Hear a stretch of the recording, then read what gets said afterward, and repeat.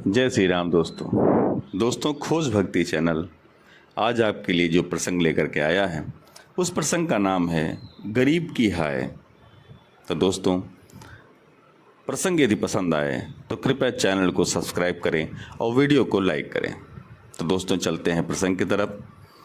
संत कबीर दास जी ने अपने एक दोहे में कहा है कि किसी गरीब को कभी भी अकारण सताना नहीं चाहिए, अन्यथा वह सताने वाला व्यक्ति स्वयं उसी प्रकार नष्ट हो जाता है जैसे धौकनी की श्वास से लोहा भस्म हो जाता है। दुर्बल को न सताइए जाकी मोटी हाय, मुई खाल की श्वास सो सार भस्म हो जाए। यहाँ एक सत्य घटना के माध्यम से इसी सिद्धांत की पुष्टि की जा रही है। घटना इस प्रकार है। मथुरा से 10 किलोमीटर की दूरी पर एक रेलवे स्टेशन है, बाद वहीं मैं कार्यरत हूँ। एक दिन एक सज्जन मेरे पास आए और उन्होंने बताया कि हम 15-20 दैनिक यात्री रोज़ मथुरा से आगरा नौकरी अथवा रोजगार के सिलसिले में जाते थे। इतने लोगों का गुट होने के कारण किसी भी डिब्बे में ज़बरदस्ती चढ़ जाना तथा फिर किसी भी डिब्बे में घुसने न देना किसी को हम लोग अपनी बहादुरी समझते थे। हमारे साथ एक पहलवान जैसे हट्टे कट्टे कदकाठी के साथी थे। उनके गलत फैसले पर भी हम लोग हाँ में हाँ मिला देते थे, क्योंकि उन्हीं के कारण किसी भी डिब्बे में घुस जाना मुमकिन था। मथुरा के पास गोवर्धन पर्वत है, जहाँ कई लाख लोग परिक्रमा लगाने आते हैं। यदि कोई पर्व होता है या गुरु पूर्णिमा होती है तो उनकी संख्या विशाल हो जाती है। जिधर देखिए उधर परिक्रमा वाले ही मिलते हैं। एक दिन की बात है, ट्रेन मथुरा से आगरा की ओर जाने की थी। तभी जिस डिब्बे में हम लोग कब्जा किए बैठे थे, एक बहुत दुबला पतला गरीब परिक्रमा करने वाला जिसके कपड़े भी फटे थे उस डिब्बे में चढ़ आया। उसको देखते ही हमारे हट्टे कट्टे दादा जैसी कद काठी वाले पहलवान साथी ने ज़ोरदार आवाज़ में कहा कि तुम नीचे उतर जाओ। उसने कहा कि मैं ज़मीन पर ही बैठ जाऊंगा, मैं परिक्रमा लगाने में थक गया हूं। लेकिन साथी ने पुनः कड़कदार आवाज़ में तुरंत नीचे उतरने का आदेश दिया और साथ ही साथ कहा कि यदि न उतरे तो बाहर फेंक दूंगा।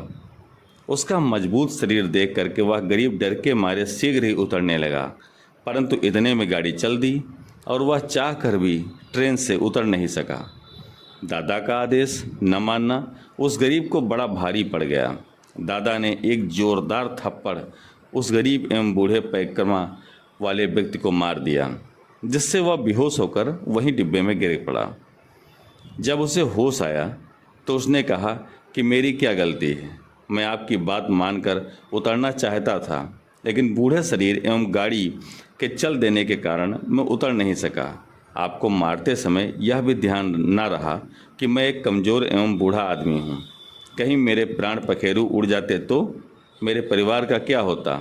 यह सुनकर उस दादा को और अधिक गुस्सा आया और उसने एक दूसरा जोरदार थप्पड़ मार करके चुप रहने को कहा। पूरे डिब्बे में कई लोग थे, लेकिन दादाजी की दादागिरी के विरोध में कोई नहीं बोला। एक भक्त असहाय पिटता रहा और सब मौन रहे। तभी मैंने हाथ का इशारा करके उसे सांत्वना दिया, लेकिन खुलकर उस गरीब के बारे में दादाजी से कुछ न कह सका, क्योंकि मुझे प्रतिदिन उन्हीं के साथ अप डाउन उसी ट्रेन से करना पड़ता था।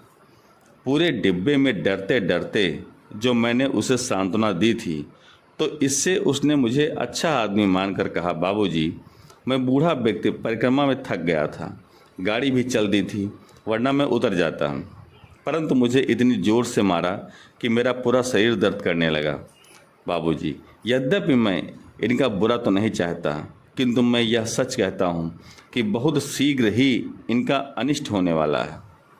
इसके बाद वह व्यक्ति जहाँ उतरना था उतर गया, लेकिन मैं आज भी उस बूढ़े व्यक्ति को भूल नहीं पा रहा हूँ, क्योंकि वह हट्टा कट्टा दादा सचमुच 1 माह के अंदर ही मृत्यु को प्राप्त हो गया।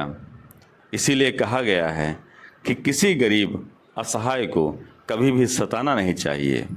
तो दोस्तों, यह छोटा सा मार्मिक प्रसंग आपको कैसा लगा?